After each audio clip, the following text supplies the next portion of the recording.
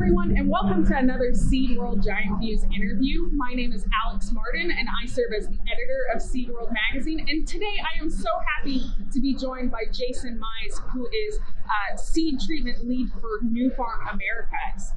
Today we are at the American Seed Trade Association's very final conference in Chicago before we move over to Orlando this year. But Jason and I have been at the conference for 3 days now, and we're going to get to talk about some fun topics today, which is specifically diving into seed treatments and what they mean for the seed sector in the U.S. and across the globe. Thanks so much for joining me today, absolutely, Jason. Alex. Glad to be here. Glad to be here, too. I figured we could start with some introductions for folks who might not know you. Can you tell us a little bit more about yourself and your role at New Farm? Yes, absolutely. I was born and raised on a farm in Louisiana, Alex, and when you look at the industry of agriculture here in the U.S., I couldn't be happier to be in this industry. It's the best industry as far as I'm concerned on the face of the planet. But the people are great, and what we're doing long-term is a good thing. But born and raised on a farm in Louisiana, I was a crop consultant that put me through college, and then I worked for a global company for 20 years. And then I did a 6-year stint in private equity, and then I was able to come over to New Farm as director of seed treatment here in the U.S. And really have enjoyed my journey here, because the nice thing about New Farm is that, yes, we are foundational chemistries, but New Farm will invest in new technologies, as we'll talk about here in the interview a little bit later. So it's pretty exciting stuff over here with us. That is very exciting stuff, and I'm excited that we get to dive a little bit more into it. So you're right, we're going to dive into a little bit more about New Farm and seed treatments, but I figured today we could just start easy. Let's just talk about seed treatments for a minute. We all know they do well in the field. They help give you a great start to the season, but what is New Farm doing in the realm of seed? Well, it's a great question. You know, like I mentioned earlier, we have foundational chemistries, but the nice thing about New Farm in 2019, we launched a patented technology of Trinimco. And Trinimco brings a novel twist to nematode control in the U.S. It has 2 different modes of action, but then also it gives a second punch to nematode control by MBI 600, colonize the root system. So it's a lot different than what's normally has been out on the market today. Yeah, and I know I've heard about Trinimco for years and how it has really been helping in that battle against soybean cyst nematode, which Absolutely. I know is a struggle for growers across the U.S. Yes, it is. Now, why do you think seed treatments are an important tool for a grower's toolbox? Well, first of all, when you think about the most expensive pass through the field for a grower or producer here in the U.S. is when they plant. And no one would ever go out there and get a plan to build a house without pouring footings or proper foundation. So to me, seed treatments are so important, and there's sound science behind it as well. It gives that plant an opportunity to get a good root system. It gives that opportunity to fend off against early soil and seed-borne pests, and also piercing-sucking insects. So I think it's very crucial to give that plant every opportunity it can to get going in this early young life that's starting out. Yeah, because I'm sure the most disappointing thing for a grower is when you plant a seed and it just doesn't work out from a seedling. Well, the thing about that, obviously, no one wants to replant. First of all, that's not a good thing. But second of all, is you look at these different diseases, Alex, and even if you have Pythium or even sublethal Pythium, and it doesn't kill the plant, it lingers and hurts the yield and drags that yield down over the course of the growing season. Oh, yeah. And that is just not something we need to happen in our lives. I don't want it. Realistically, so we talked a little bit about things like soybean cyst nematode, some soil-borne diseases and things of the like.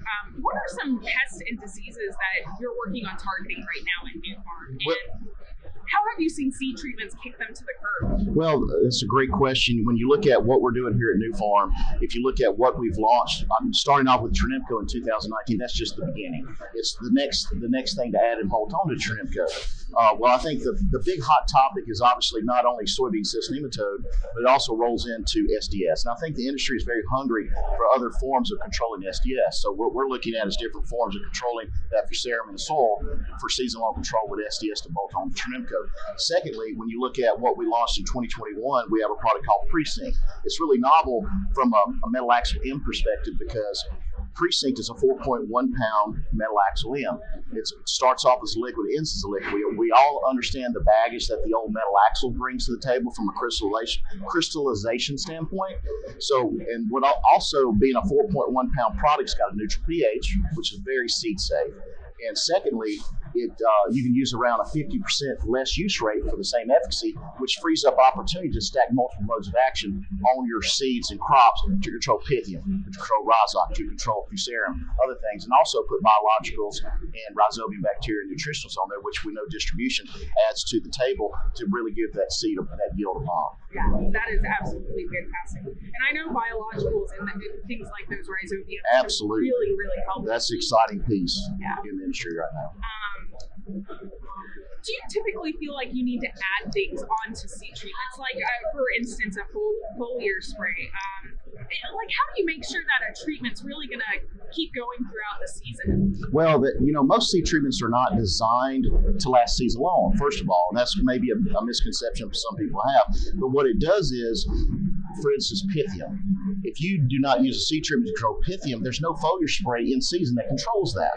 So, and then like SDS, that's a different story. If you control that Fusarium in the soil, then you will get the lasting control, not have that sudden death syndrome later on in the season. So anytime you can use a seed treatment, it's a positive thing, because what it does early season to control those early season diseases that you can't control with a foliar spray. So yeah, and so it really is just you're fighting back with everything that you can, and sometimes it's the option that you That's have. Right. Well, what it does, it helps release the genetic potential of those hybrids and those varieties, whether it's cotton, corn, soybeans, grain, sorghum, rice, or whatever you're planting. It helps really push those yields. And I think I just have one last question for you today, Jason. Yeah. What are you excited to see in the development of new treatments?